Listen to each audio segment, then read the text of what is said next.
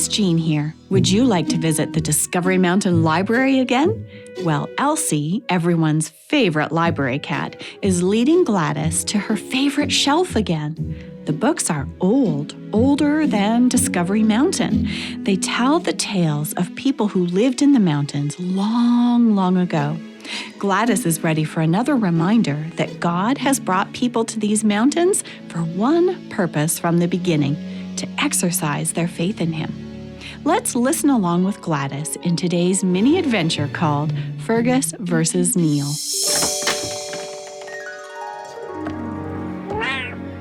Oh, hello, Elsie. I like the book you showed me the other day.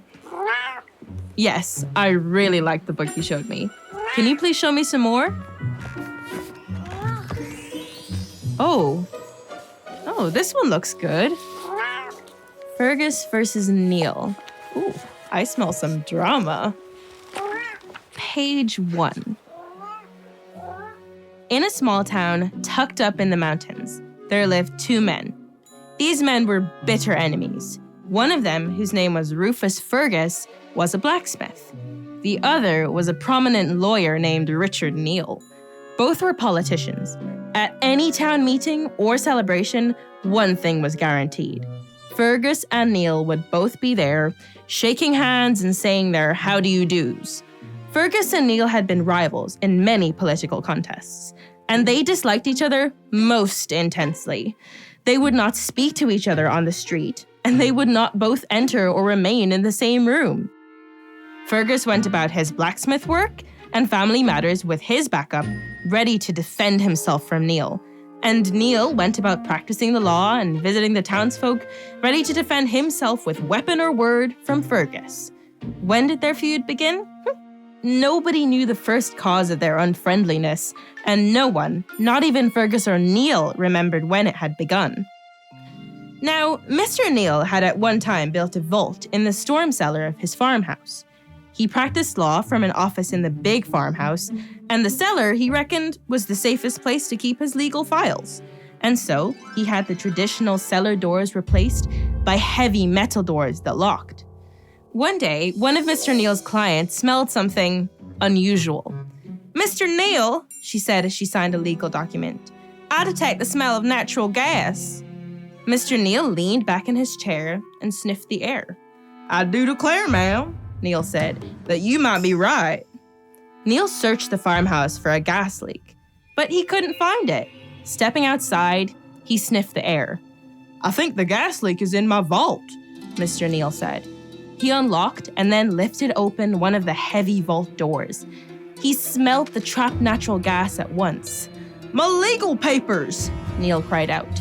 But before he could take one step down into the vault cellar, the natural gas enveloped him and he passed out. As Neil fell, the heavy door fell closed and locked above him.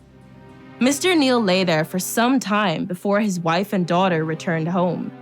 They couldn't find Mr. Neil, and then they smelled the natural gas.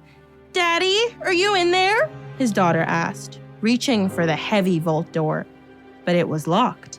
"We have to find help," Mrs. Neil said, pulling her daughter away from the dangerous gas-filled cellar.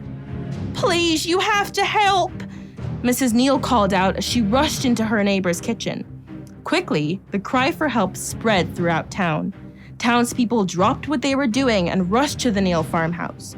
Someone broke a hole in the wood at the side of the cellar. The neighbor men leaned in to look through the hole. Inside, they could see Neil lying helpless on the floor. "I'll climb in," shouted one neighbor. "No," another protested. "We can't climb in without risk to ourselves. The vault is full of gas. You could lose your life." So they hesitated and talked of plans to reach Mr. Neil without taking any risks upon themselves. One suggested one thing, one another.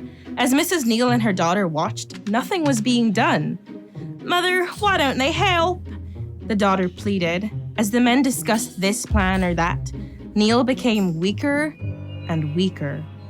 Meanwhile, Fergus was working away at his forge in his blacksmith shop. As he hammered away at the hot steel, he saw his neighbor run past. "Wonder what's happening," he thought, but continued at his work. At last, he heard one of his neighbors cry out, "Help! He's in danger!" Fergus left his forge and followed the crowd.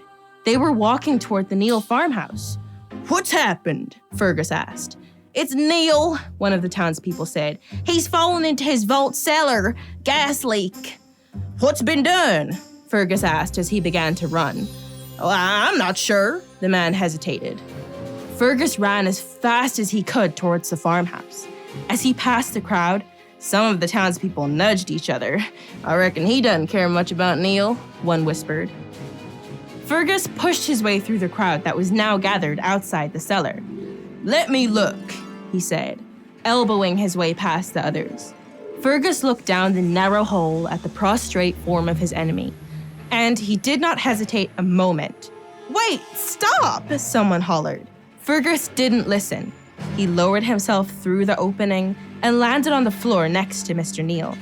He grabbed the unconscious man around the waist. He lifted him up above his head, but the men outside couldn't reach him. Fergus set Neal down and tried again, lifting with all his might to lift Neal higher. It was too difficult. Fergus stumbled and set Neal down. The gas fumes were making him feel dizzy. But he tried a third time. "Just a little higher, Fergus," someone outside called. "We've almost got him." To his relief, Fergus watched as the men outside grabbed a hold of Neal's collar. He pushed while they pulled and then lifted Neal out into the open air. Kneeling beside her husband, Mrs. Neal cried, "Are you all right?" As Neal breathed the clear air, he began to revive. He blinked his eyes open ever so slightly. "Father," his daughter sobbed, "you're gonna be all right." The crowd felt very much relieved. But then someone remembered Mr. Fergus. He was still in the cellar vault. They were almost too late. Fergus was swooning and ready to pass out. "Grab my arm," someone yelled. "Come on, Fergus," another cheered him. Fergus had just enough energy to lift up his arm. The other men grabbed him and pulled him to safety. On the ground, Fergus drank in the fresh air. He looked up at the anxious faces looking down at him and asked simply, "How's Neal?" "He's well. He'd be all right," someone said. "He's alive thanks to you," another man said. "Thank the Lord," Fergus whispered. "God be praised." As both men revived, help arrived. The natural gas leak was stopped. Someone managed to get the key to the vault doors from Mr. Neal. Everyone stood back as the heavy metal doors were held back and the gas escaped into the clear air. With much relief, everyone returned to their homes. A few days afterward, a curious neighbor visited the blacksmith shop. "Mr. Fergus," she asked, "why did you risk your life to save your bitterest enemy?" "Well, it was this way," Fergus answered. "Mr. Neal is a strong man, and I couldn't bear to see him die.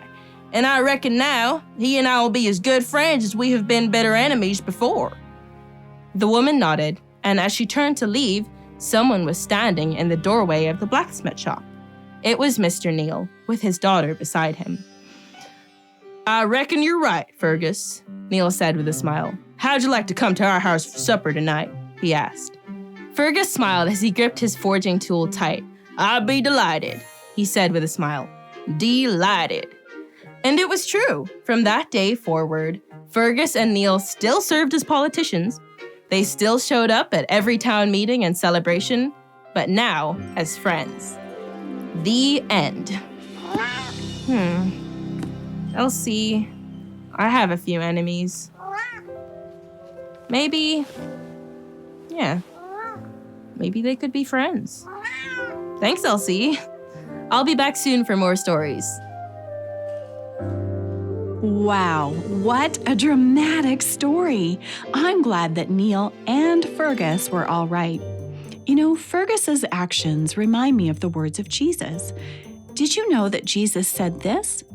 "But I say to you, love your enemies, bless those who curse you, do good to those who hate you, and pray for those who spitefully use you and persecute you." That's from Matthew chapter 5 and verse 44. Fergus exercised his faith, and Neal did too. In the end, they became friends.